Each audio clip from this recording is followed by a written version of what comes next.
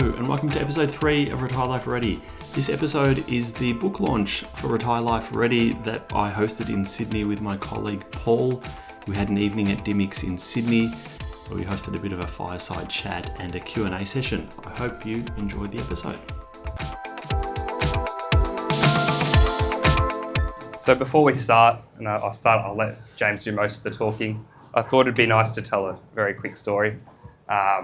You've probably all been watching James on Facebook or TikTok or Instagram for like a little bit now. Before all of that, and before he kind of blew up to the point of writing a book, he was doing lots of posting on LinkedIn about financial planning. So lots of videos, more so for advisors. And I used to watch them when I worked at a previous company for a number of years and thought, this guy's very smart, he knows what he's talking about. And then one day he posted a job ad to come join his team. So I applied because I thought I'd like to work with him. And that was about 5 years ago. So I don't know, it's been going on for a while. That's what I wanted to say. Thanks, Paul. Glad you joined us. Thank you. So before we get into the book, James, tell us a little bit about your journey. How did you get into or what drew you to financial advice? So it's like I think a lot of people in financial advice, I just ended up stumbling into financial advice. The very first job I had out of university, I thought I'd done a commerce degree and that meant that I just got this high-flying kind of corporate job, but quickly realised that it doesn't mean anything. You need to go and do a whole lot of other studying. So I had a very entry-level job in one of the big super funds, and that particular job ended up being outsourced to India. My last role there was training some people that had come over from India on how to do the job, and I always kind of joke that they took my job with them on the plane when they went back.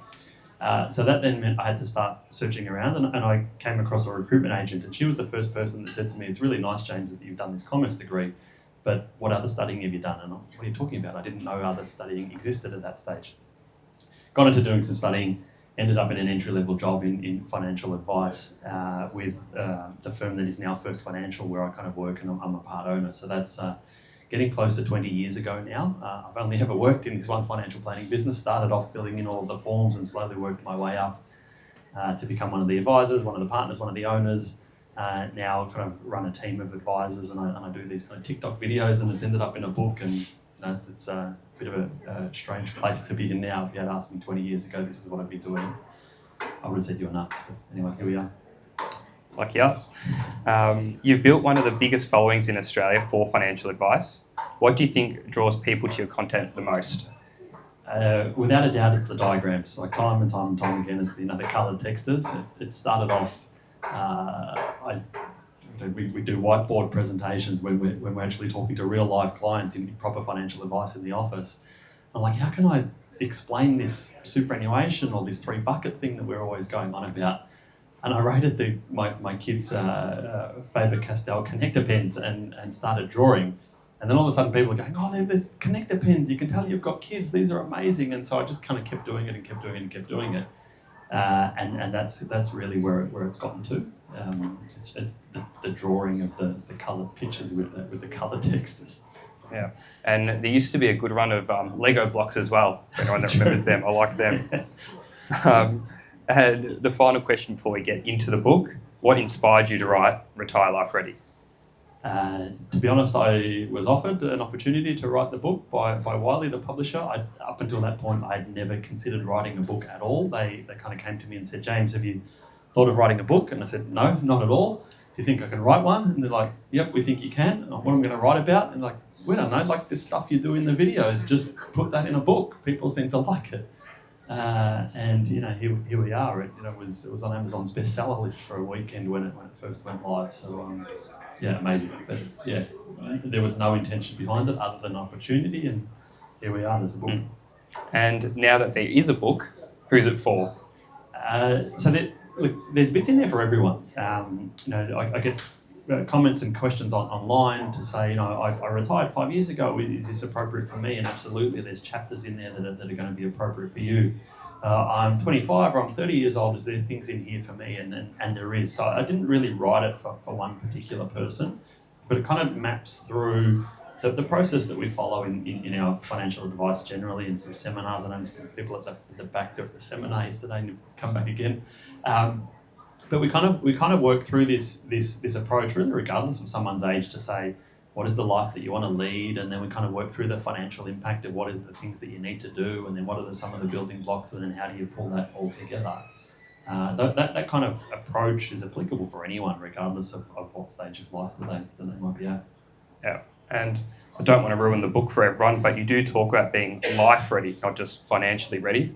What does that mean? Yeah, so it's a big play on life, and obviously it's in the title there. A big part of the real life financial advice work that we do. Lots of people come in, and the first thing, like they close the office door, or the Teams, Microsoft Teams meeting starts, and they just splurt out all of this kind of monetary information. I've got these assets, or I'm in this debt, or I'm earning this much, and I'm earning that much.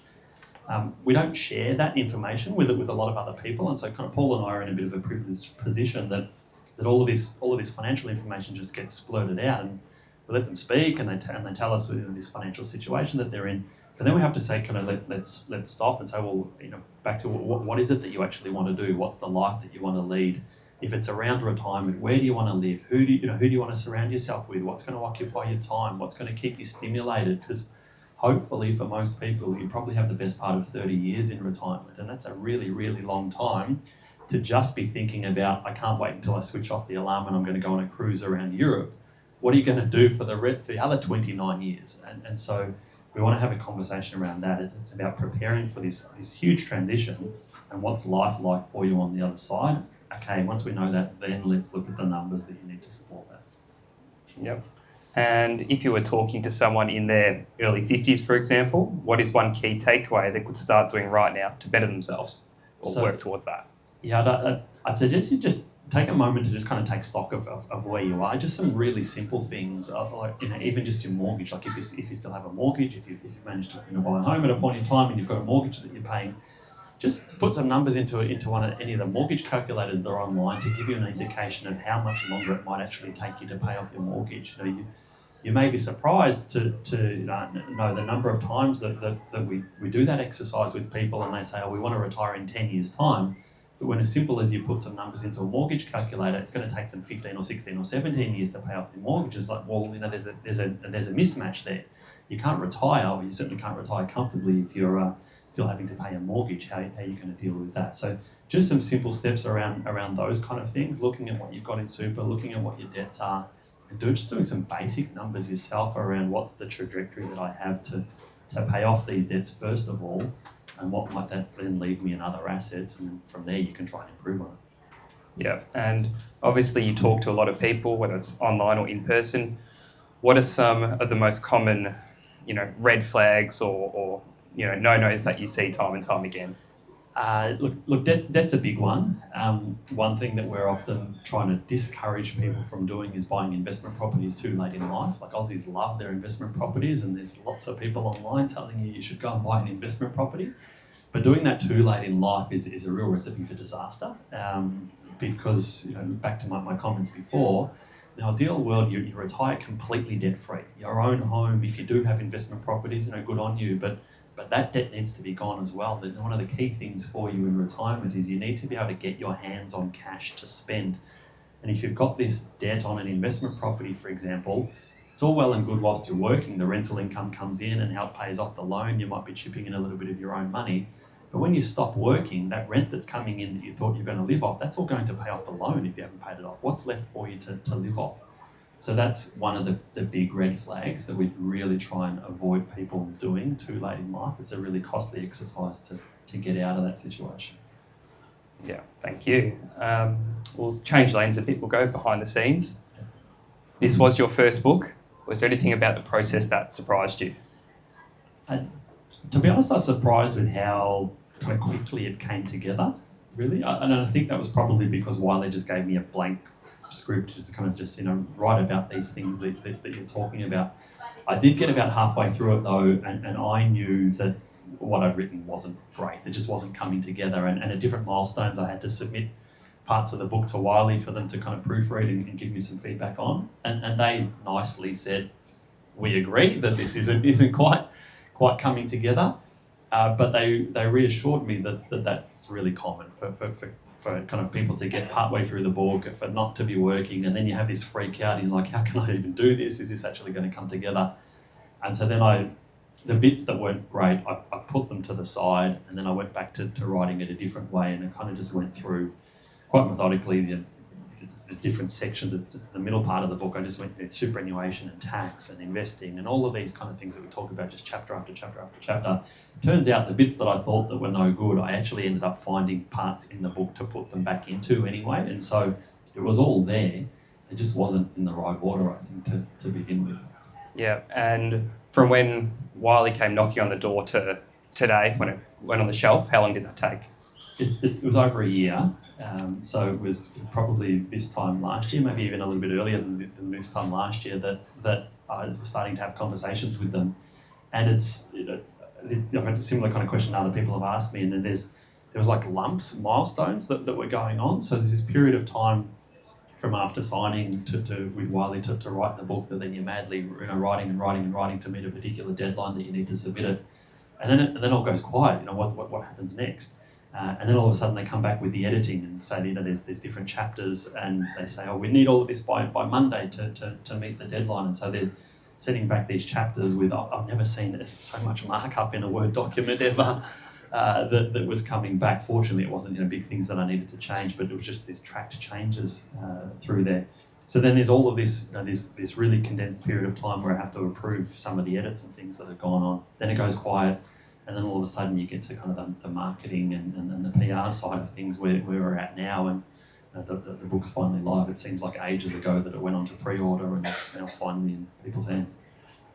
Yeah, and obviously writing a book or talking about it or chatting with clients is, one thing. But do you have a particular, story or case or client that you feel really kind of embodies this book? Yeah, there's one particular client, and I think I mentioned her story to a degree in the book.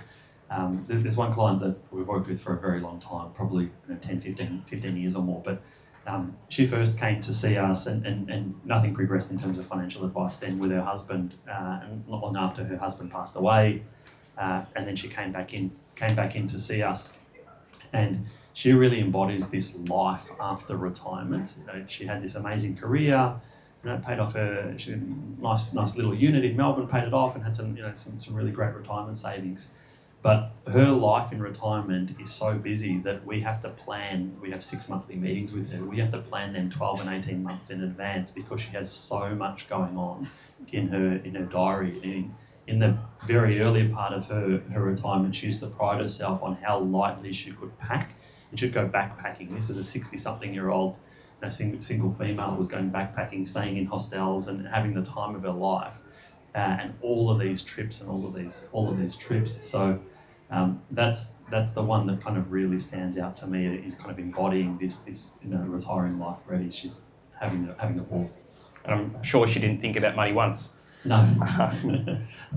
So we all get a copy of the book tonight, go home, read it back to front.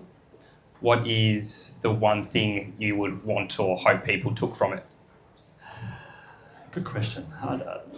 I think different people will take different parts from it. I've had a little bit of feedback from people that have got it already. There's people who've been messaging you on Instagram saying they've already finished the book, and then I only got it 2 or 3 days ago.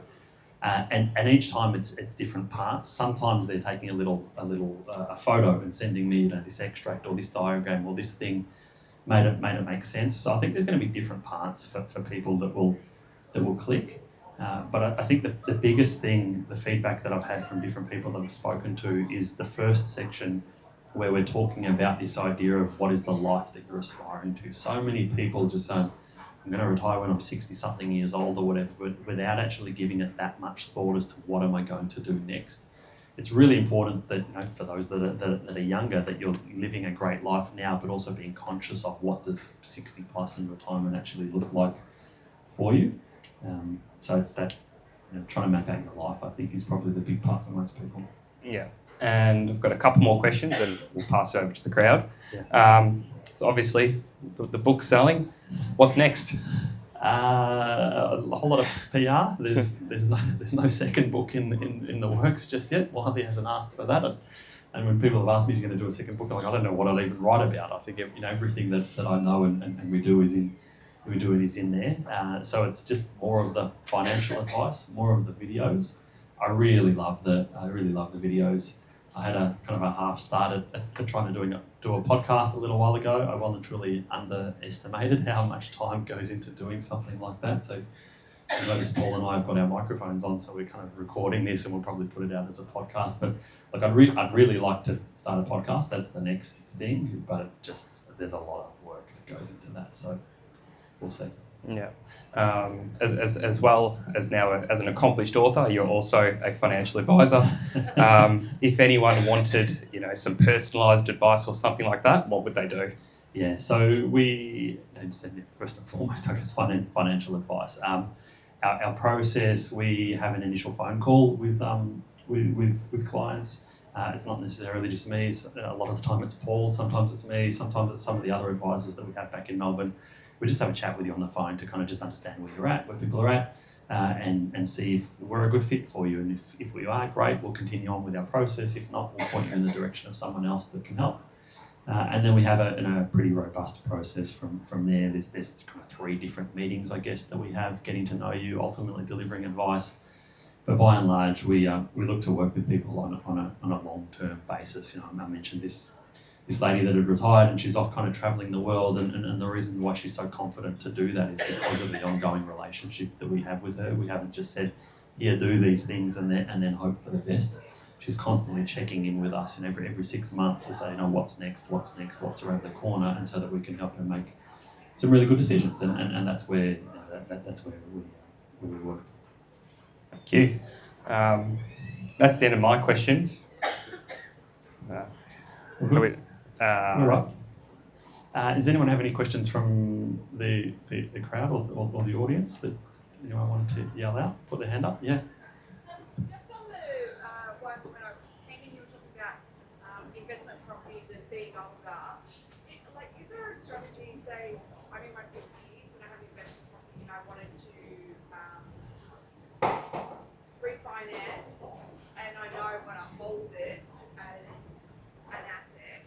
Would I be saying, instead of it would be a 25 or a 30-year mortgage, would I try and align the mortgage time frame? See how that works? Yeah, you could do that. What I'd encourage you to actually do, though, is instead of having the bank kind of dictate you've got a 15-year loan or whatever time frame lines up with what you've got ahead, is to take the longer loan, because it means your minimum commitment is a whole lot lower. But then you yourself calculate how much you need to put towards it, because you don't know what might happen tomorrow. A long while back, there was a couple, some clients that actually did that strategy. They're like, we really want to be debt free in 10 years time or whatever it was, and they were putting so much money into their mortgage, and it was okay whilst one of them was earning this really big income, one of them was earning a pretty decent income. But when we're talking to them, they say, well, what happens if you lose your job? They're going to be completely stuffed. The bank doesn't care, and the bank's not going to refinance the loan anymore because they don't have a job. And so you take the longest loan you possibly can, but just do the exercise yourself to work out what you need to put towards it to pay it off faster. Yeah, okay, great. With you saying that, I'm thinking I should just do the same thing with my principal. You should, yeah. But don't take a 30-year loan and then pay it off over 30 years. Try and pay it off a bit faster. Yeah, no worries. Yeah. If you maxed out your super contributions, right? Yes. Where would you put your extra money that you see, around that? Without that takes, because of tax and stuff. Would you put it in shares? Would you put it towards your mortgage repayments? So the question for the people at the back was, if you've maximised your super contributions already, so there's a $30,000 limit that you can contribute to super, which is the kind of the tax effective, what's called the concessional limit. If you've already maximised that, well, what else do you do? The answer depends, really. You could be putting more money into super as after-tax contributions. Yes, you've paid marginal tax rates on it. Paying off your mortgage is a good idea. Investing, if you're part of a couple and other member of the couple earns a lower income, investing in the lower income earner's name. And then sometimes you might get into more complicated things like trusts and companies, or these things called investment bonds. But I'd start by just doing some basic numbers to say, well, if I just keep doing this in terms of super contributions, where's that going to take me to? What am I putting towards my mortgage? How quickly is that going to be paid off? And if all of that's looking okay and there's still more money left over, well, then you potentially look at doing something extra. Yep. There was someone else raised their hand here somewhere. Missed it? No? I assume that giving financial advice, you will need to think of your own finance as well. So when did you start preparing for your retirement? Yes, good question. So it wasn't until I got into financial advice that I really paid this any attention. I did one financial planning subject at university, and then didn't really know much more about it from there. For me, it was when I first started thinking about buying my first house. So it was in an apartment that I ended up buying. Wasn't a great investment in the grand scheme of things. I ended up selling it for less than what I bought it for, and then the house that I could have otherwise bought for that same price was $200,000 or $300,000 more expensive by the time I ended up buying the house. So it wasn't a great financial decision, but I didn't know any better back then.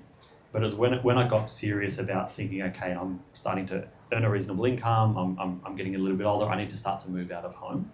And I didn't know any better. I had this view that rent money was dead money, whereas what I should have done is rented the apartment because that was convenient for my lifestyle, and bought the house a couple of suburbs out, which is the house that I ended up buying a few years later that ended up costing me hundreds of thousands of dollars more. So I should have done that. Not knowing what I know now, that's what I should have done back then. But that's when it was. I got pretty serious about saving and stopped going on so many holidays and going out so much, and really knuckled down on the savings. The one thing that buying this particular apartment off the plan, it committed me to, okay, by a certain time, I need to have a certain amount of money to pay a deposit, and I didn't have it at the time that I'd signed the contract, but I had 2 years to save it, and I knew if I saved X amount of money for 2 years, I'd actually get there. So that was the real kick up the backside that I needed. And then from there, the next thing that I've done, and I came across this idea from someone else many years ago, but I implemented it myself almost straight away, was this idea of saving more tomorrow. So if you ask most people tend to spend what they earn today. Very few people are saving a whole lot of money. Sure, there are some, but by and large, certainly through those younger years, most people are spending what they're earning.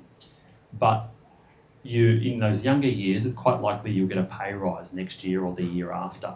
And so what I'd said about doing myself, and I've encouraged a lot of other younger clients to do, is make a commitment to yourself that when you do get that pay rise, that you save some of that. So you were living last month without that extra $500, but now all of a sudden you've got the $500. Don't absorb that in just spending. Put $100 somewhere else. And so for me, it was with my superannuation contributions. I started off putting $50 a month salary sacrifice into my super contributions. And then when I got my next pay rise, I made it $100. And then when I got my next pay rise, I made it $150. And now I'm at a point where I'm 41 years old, and I've maximised my concessional super contributions for the last 5 or 6 years, and I will continue to do so going forward. When we were saving for this house, my wife's like, "Can't you stop that salary sacrifice? We need this extra money." I'm like, no, it's gonna work. And so, without disclosing numbers, I'm really proud of the superannuation balance that I have at 41 years old when I compare it to all of these people that I get the opportunity to speak to. But it's only because I started 10, 15 years ago with $50, and then it was $100, and then it was $150, and now I max out $30,000 a year every year, and I don't notice it because it just happens slowly. I might have to start doing that. It's a good one. Save more tomorrow. Most people can take that on themselves. That when you get that pay rise, save some of it. Make that commitment to yourself. Any other questions? Oh, yeah. I'll just right at the very back. Before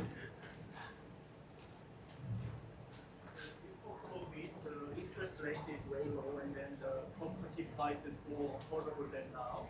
But now things change, and then the property price already double in value, and then your income is staying almost same. So people used to buy 2 property with the same income, but now only have 1 income. So one of the popular strategies, like you buy property and then sell 1 or 2 and then get the 3 with that free Yep. property. But now that theory doesn't work anymore.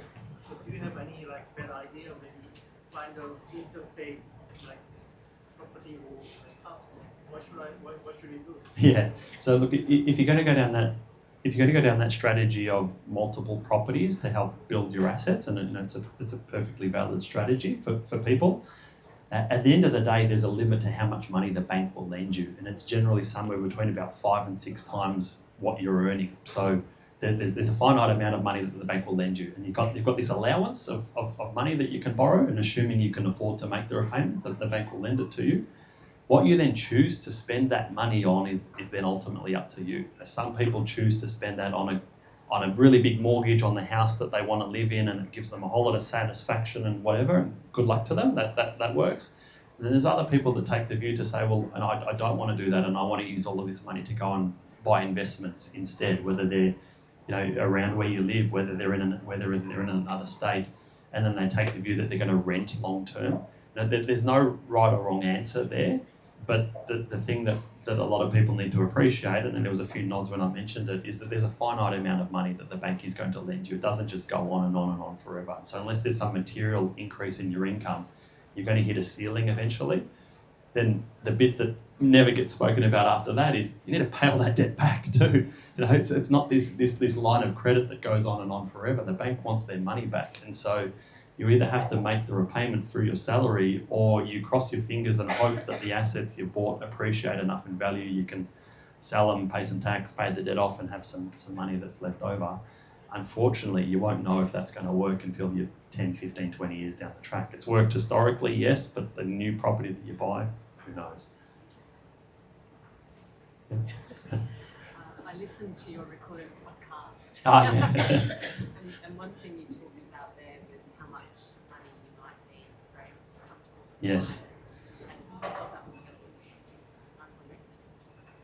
Yes, so the question at the front here was this idea of a comfortable retirement. And so there's an exercise in the book where I kind of encourage you to go through looking at some of your own numbers to try and work out what comfortable looks like for you. So when people are starting, one of the questions Paul and I ask when we're doing some retirement planning is well, do you have an idea of how much you might want to spend in retirement? What are the things that you want to do? And most of the time, people shrug their shoulders and say, I don't know, we'd earn a certain amount, we don't think we're spending a whole lot of money, we want to try and continue to live this comfortable retirement. What do other people spend? And there are various groups out there that have done papers and research and so forth, and what I mentioned it last night at the seminar that we're at. There's a group called ASFA that publish what they call a retirement income standard, and they look at what is their definition of a comfortable retirement versus what is their definition of a modest retirement, and what is that going to cost. At the moment, the numbers for a couple, their definition of a comfortable retirement, they say cost about $75,000 a year to live in retirement. Now that's assuming you own your own home. But then whether it's the ASFA report or any of the others, there's plenty of others out there, you want to look at the detail of that. And the big one that always stands out, and there's always some gasps in the audience whenever I mention it, is that their definition of a comfortable retirement is travelling overseas once every 7 years during your retirement. Most people that we talk to have an aspiration of trying to at least travel overseas every year for maybe the first 10 years, and then it might slow down, or maybe it's even longer. And so when you're looking at that definition of a comfortable retirement of travelling once overseas every 7 years, that may not line up with what you want to do. What we typically see, and this may be a scary number for some people, but we typically see a couple in retirement spending somewhere between $120,000 and $150,000 a year. If they've got their home paid off, they're living a reasonably comfortable lifestyle, but they are doing the travelling overseas, and they want the business class airfares and that couple of weeks cruise. You don't get too much change out of $40,000 for that type of trip these days. So it can be an expensive exercise if that's on your bucket list. Yeah. What are your thoughts on self-managed super funds versus just going with one that on the market? Yeah. So we would generally start with don't set up a self-managed superannuation fund. And the reason I say that is that by and large, people are drawn to setting up a self-managed super fund because they think they're going to do better than one of the big super funds. And the vast majority of the time, they don't. Now, self-managed super funds are great. We love them. Paul and I set them up all the time. We also close them down all the time too. But more often than not, when people are coming to us, they're saying, I set up this self-managed superannuation fund. Most of the time when they're coming to us, when they've got the self-managed super fund, it's because they've gotten halfway and they've gotten stuck. And what I mean by that is they've set up the self-managed super fund, they've moved some money from wherever it was into the self-managed super fund, they bought a couple of ETFs or some Commonwealth Bank shares and they go, what do I do next? And if you leave that go on for too long, sometimes we talk to people that did that 10 years ago and have done nothing else with it. And it's horrible to say to them, but you would have been in a far better position if you just left it where it was and just left it to the experts to do their thing. So we love a self-managed superannuation fund for the right person at the right time, but for the vast majority of people that are setting them up and going to go and buy some ETFs or something like that, you can do that in any other super fund. You don't need an SMSF for that. Question there?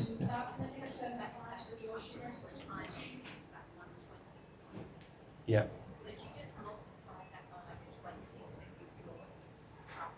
Yeah, good. Yeah, good call out. So yeah, we do. So there's a rough rule of thumb that we use to say, once you've got an idea of what you might want to spend in retirement, whether it's $75,000 a year or 100, 150, there's some people that we talk to that want to spend $250,000 a year. Whatever that number might look like, then we try and encourage them to do all they can to build their assets outside of the value of their own home. So forget the value of your house. You've got to live somewhere. It doesn't matter if it's an expensive house or a cheap house. You need to live somewhere. We want those retirement assets, or what we call the nest egg assets, to be as close to 20 times your spending number as you can get to. And that's not to say that you've got 20 years worth of money here that you'll spend over the next 20 years and it's all gone. But if you can get to that 20 times number, just earning an average super fund return, 7-8% return on a pretty typical balanced super fund, you're then at a level where the likelihood of you running out of money is just about zero. It's so low. And then the reason for that is just the maths behind it. If you're earning 7 or 8% on your 20 times number, you're therefore then spending 5% of your capital each year, but you're earning 7 or 8, and so you're earning more than what you're spending. The money just lasts forever. It also then gives you an opportunity to absorb the shocks that are going to happen. If you've got a 30-year retirement, it's not all going to be, like the last 18 months has been on share markets. You will have some big dips through there, and you don't want to be panicking and selling out at the wrong time. And so if you've got a bit of a buffer in place, it gives you some confidence. You can also then be generous with inheritance if you wanted to. If you've got some kids that you want to help set up, by all means, you can give them some money. It might then mean that you deplete your own assets a little bit faster, but you've been generous with that next generation a little bit earlier, and good luck to you. Sure. Just wondering what your thoughts are around self-managed funds as property investing then? Like, do you, have you seen any outcomes differences between residential and commercial? Yeah, so you can purchase a property in a self-managed superannuation fund, yes, but it is a whole lot harder and a whole lot stricter than doing it outside. So we would typically start by, if that was on the cards, you really wanted to buy an investment property for whatever reason, we'd typically be encouraging you to try and do that outside of superannuation. You're going to get a lower interest rate from the bank. You're going to be able to do repairs and improvements and things to the property. You'll be able to release equity from that property to go and buy a second one or a third one. You can knock it down and build some townhouses. You can do whatever it is that you want to do. But if you're just buying a residential investment property in a self-managed super fund, all you do is hold it and hope that it increases in value and slowly pay off the loan. You can't do any improvements to it. You can't release equity to buy the next one. So these more aggressive property strategies are all built on the value of the property going up, releasing equity, and then buying the next one, and that continuing on. You can't do any of that in a self-managed super fund. Self-managed super fund is buy the property, pay it down, and hope for the best. Different story if you're buying a commercial property, particularly if you own and operate your own business. That can be a really great strategy if you buy your own business premises in there. So then your business gets a tax deduction for paying rent to your self-managed super fund. You make your own super contributions into there, and so that can really supercharge the rate at which you can accumulate superannuation benefits. You'll pay off that loan pretty quickly on the commercial property. Then you've got the rent that your business is paying, plus the contributions that are going in there. Now, for a couple, that can very easily be north of $100,000, $150,000 a year of cash that's going into your self-managed super fund that you're then buying shares with, and that just rockets up your super balance really quickly. Residential investment property, we tend to try and steer clear of, because most of the ones that Paul and I have come across, they buy one property in one street, in one place, and if it works, it works, but sometimes it doesn't as well. Sure. At which stage do you recommend your clients to move to trust? So the question is about using a trust and when. And how expensive is it? Yeah. So I think I get a lot of feedback around trust on my social media. People think they're this kind of holy grail of I'm going to put all this money into here and I'm going to avoid all of these taxes and look how amazing it is and so forth. At the end of the day, a trust is just a pass-through entity. So it owns these assets, this property, these shares or whatever. Whatever income that trust earns, it has to go to someone to pay tax on. So, and then people think I'll shift all of this money into my trust and I'll hide it from Centrelink and I'll get an age pension. They're smarter than that. They count it. So it depends on your unique individual circumstances. If it's if you're on your own, a high income earner on your own, a trust may not make any sense whatsoever, because you're going to put all these assets into a trust that themselves are going to generate an income. Now that income's going to come back to you anyway to pay tax on. Now you might put a bucket company and get elaborate in there, but you could have used an investment bond or something else or put it into super anyway. Trust can be really great if you're running a business and gives you a bit more flexibility around the structuring of your income there. But for PAYG employees, it's maybe yes, maybe no, depending on your own circumstances. From the cost perspective, it's probably going to cost you a couple of $1,000s to set it up, and probably $2,000 or $3,000 a year in annual accounting fees as well, because it has to lodge a tax return and an audit and so forth each year. So it's not a cheap exercise. You'd want to make sure there's actually some real benefit in you doing it before you set it up. You have to pay fees and transfer assets from Probably yes. So at the very least, capital gains tax. So it's still deemed as a disposal, as if you sold it. You sold it from yourself to your other entity. So you're up for capital gains tax. Depending on if it's a property, for example, depending on what state it's in, you might be able to get away from stamp duty, possibly. But there's going to be a capital gains tax exercise, and so if we are setting up trusts for clients, and if it is part of our plans, we're often just saying, look, you've got these assets over here, let's just leave them as they are, and then let's start the trust from scratch and move forward. And then maybe if your income's a little bit lower at a point in time in the future, we might move the external assets in, but it's certainly not first option to move everything that you've got into a trust. All right. Sure. I just want to understand the value of using a financial advisor. I mean, I've asked friends around, and then they're like, "Oh, I can use AI. I can do this and do that." It's like almost like asking Dr. Google. Yeah. Yeah, and so that AI and whether it was Google beforehand, Paul and I don't have any special knowledge or tricks or anything that you can't find yourself. There's a million finance books, there's a million finance podcasts. Anything that Paul and I know is on the internet.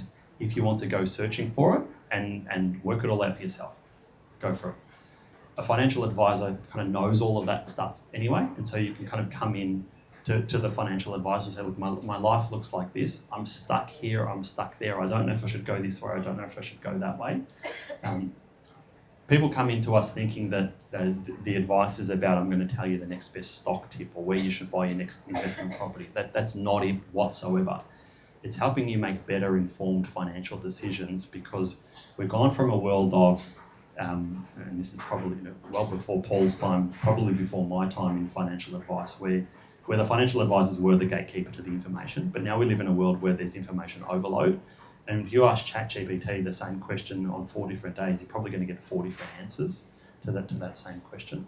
And so we can help you kind of make sense of where you're at, what are the things that you're trying to do, what are the priorities, but then you've got someone that knows you to help you make informed decisions. Now, having said that, financial advice isn't for everyone, and that's why there's really only a very small slice of the population in Australia actually seek and pay for financial advice. It would be great if more people did, but they don't. All right. I think we might wrap it there because I think we were supposed to be 40 minutes. I think so. Yeah. Yeah. So, is there any more questions? We're going to take one more if there's any, but otherwise we might just wrap up the chat and we'll do the book signing, whatever we're going to do. If there's no one else. Yeah.